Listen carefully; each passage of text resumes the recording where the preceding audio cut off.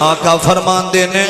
جو میں پہاڑ دے اوپر چڑھدا جا رہا ہاں تے میں پہاڑ دی دوسری سائیڈ وال ویکھیا وے ایسے بدبخت نے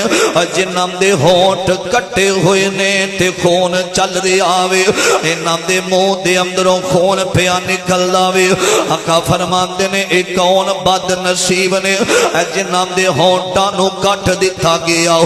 جڑے خون نال لت پت ہوئے نے اے ظالم تڑف دینے تے رون دینے فرمایا اللہ دے نبی جی اے او ظالم لوگ نے جڑے روزہ جلدی افطار کر لیندے سن روزے رکھ دے سن لیکن دوپہر دے ویلے افطار کر لیندے سن اے او بدبخت نے جڑے بانے دے نال